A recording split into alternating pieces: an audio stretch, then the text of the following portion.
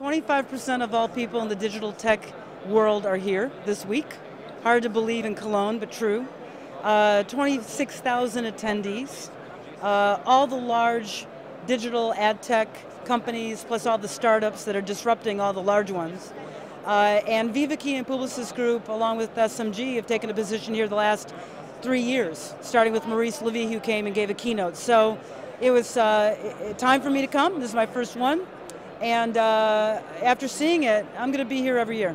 So I think, video and content, in all honesty, those are global businesses and global phenomenon and growth sectors in this business totally that are going to be played out in different ways in Europe and in the US. I think in the US you've got the big online video players, the big content players, we all know who they are. What I like about Europe is that you've got the same video players playing in Europe, but you've got a host of other small country endemic companies that are actually doing some interesting stuff, interactivity, social, first screen, earned media plays that I really like. So what we advise clients is, we advise clients not to think about European theater or the US theater or the Asian theater in the digital social content space in silos. We say, look, it's all content everywhere. Let's go pick the best providers of video, of social, of search, of mobile, and then pick the right global ones and then pick the right local country companies in order to fill that plan out. So we're not thinking about it siloed, we're thinking about it global, and then how do you do it locally in the best way. So when we talk about localization, because Europe isn't a country, right? What does that mean for content and when being real time and always present for a brand? What are challenges that exist here maybe in Europe that we don't have in the States? Well, I think the first challenge is in a strange way, is scale.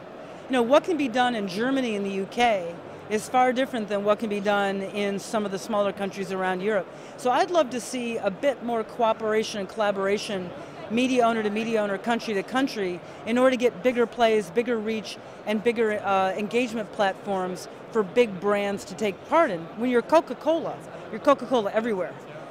It takes a lot of time, and actually it's very inefficient to keep having to go market by market by market in a marketplace that really is naturally digital, naturally regional, and liquid and linked. So I think that would be the first thing, a little bit more scale. The second thing would be a little bit more collaboration. The third thing I think is a bit of a mindset, which is I'd like to see more cross-Asian, cross-North American collaboration. I think there's some very interesting incubation and innovation going on in Europe, but it tends to stay in Europe.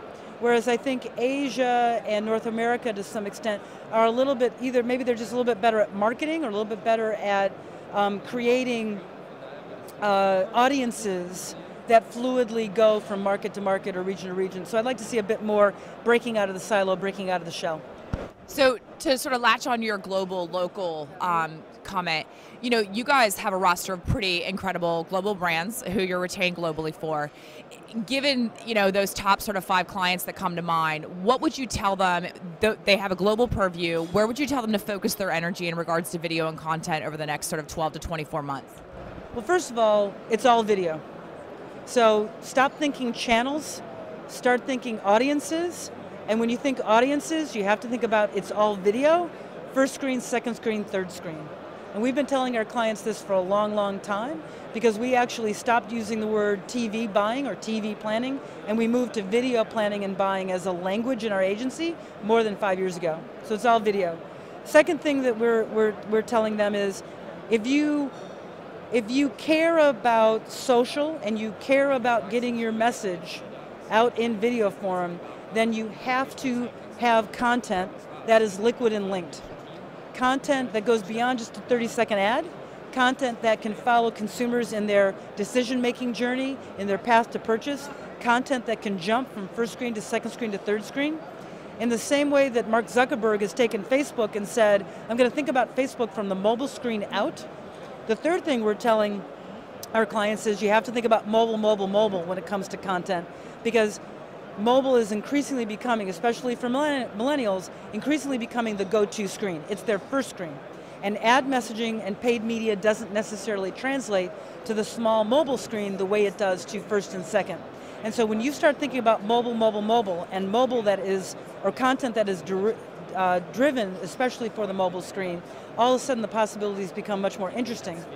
It's about downloading videos, it's about games, it's about participation, it's about in-mobile tweets. And that's one of the reasons why we've done the Twitter deal. That's why we're going to be one of the best partners with Facebook in terms of what they're doing with their brand stories, both display as well as when they move to video, because we really think mobile is going to be the channel of content, all forms beyond just a typical 30-second paid ad.